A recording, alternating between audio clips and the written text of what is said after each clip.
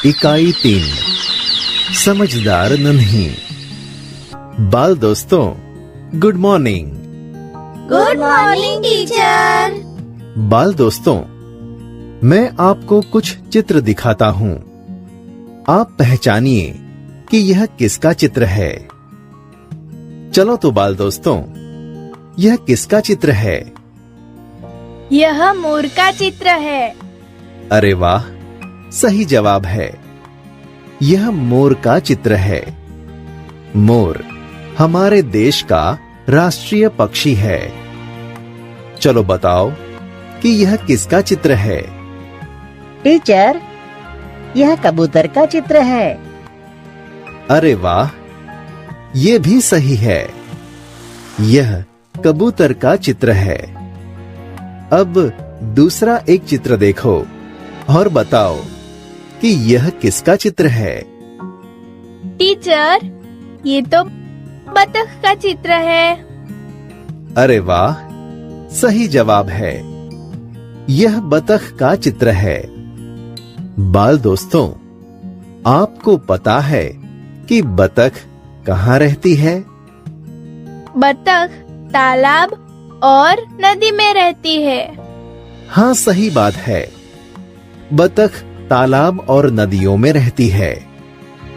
अच्छा तो बाल दोस्तों, मैं आज आपको एक नन्ही समझदार बतख की कहानी सुनाता हूं। यह कहानी का नाम है समझदार नन्ही। आप सभी ध्यान से सुनना। एक नदी थी। उस नदी में एक बतख का परिवार रहता था। उसमें एक नन्ही नाम की समझदार बतख रहती थी। एक दिन वो तैरते तैरते नदी के तट पर आई। नन्ही बतख ने तट पर देखा कि एक बिच्छू दलदल में फंसा है। बिच्छू ने नन्ही से प्रार्थना की, बहन मुझे बचा लो। नन्ही को उस पर दया आ गई। उसने बिच्छू को दलदल से उठाकर सूखे स्थान पर रख दिया। बिच्छू को शैतानी सूझी। उसने नन्ही को डंक मार दिया। नन्ही पीड़ा से तड़प उठी।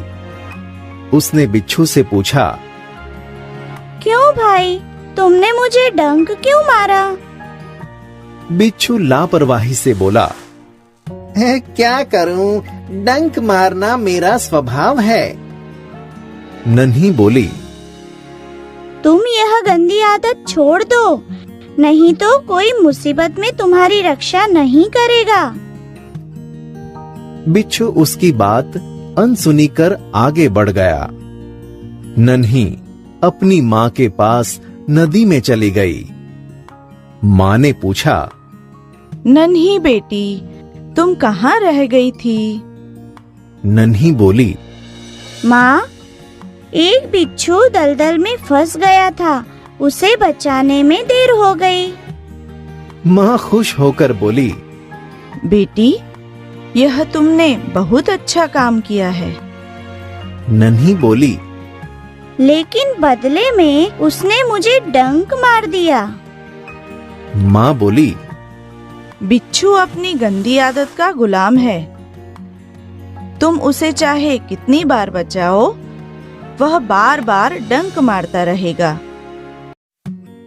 नन्ही बोली, माँ, मैं उसकी गंदी आदत छुड़ाकर रहूंगी। कुछ दिन बाद बिच्छू के प्राण पुनः संकट में पड़ गए। इस बार वह पानी की धारा में जा गिरा और डूबने उतराने लगा। मौत सामने देखकर बिच्छू को नन्ही की याद आई। वह नन्ही को पुकारने लगा, नन्ही बचाओ, नन्ही मुझे बचाओ। नन्ही ने उसकी करुण पुकार सुन ली। वह झपटकर बिच्छू के पास आ गई। सहसा ही उसके मन में विचार आया, अब मैं इस गंदे स्वभाव वाले बिच्छू को नहीं बचाऊंगी। बिच्छू गिड़गिड़ाने लगा, बहन, मुझ पर दया करो। नन्ही का मन डोल गया। उसने सोचा, हो सकता है इसने अपनी गंदी आदत छोड़ दी हो। नन्ही ने बिच्छू को दोबारा जीवन दान दिया। बिच्छू अपने स्वभाव के अनुसार उसे डंक मारने के लिए आगे बढ़ा। नन्ही उसका इरादा समझ गई। वह मुस्कुराकर बोली, बिच्छू भाई, ठिठक क्यों गए? डंक मारो। बिच्छू शर्म से पानी पानी हो गया। वह खिसियाकर बोला, बहन, एक बात बताओ, मैंने सदा तुम्हारे साथ विश्वासघात किया, फिर भी तुमने मेरे साथ भलाई ही की, ऐसा क्यों? नन्ही बोली, भलाई करना मेरा स्वभाव है। मैं तुमसे बदला लेने के लिए अपनी अच्छी आदत क्यों छोड़ दूं? मेरा काम बचाना है। मैं मुसीबत में पड़े को बार बार बचाती रहूंगी। तुम्हारा काम डंक मारना है, तुम मारते रहो। देखती हूँ कौन जीतता है। बिच्छू पछतावे से भर गया और बोला, नन्ही बहन, आज तुम जीत गई। मैं वचन देता हूं कि अब मैं किसी निर्दोष जीव को डंक नहीं मारूंगा। नन्ही बिच्छू की यह बात से बहुत खुश हो गई और वो नदी में चल दी। माँ ने आज फिर पूछा, बेटी, कहाँ देर कर दी? नन्ही ने पूरी घटना बता दी। माँ प्यार से बोली, प्यारी समझदार नन्ही, भले लोग अपनी बार बार की भलाई से इसी तरह बुरे लोगों को भला बनाने की राह दिखाते हैं। माँ की यह बात से नन्ही प्रसन्न होकर थिरकने लगी। बाल दोस्तों, पसंद आई कहानी? हाँ टीचर।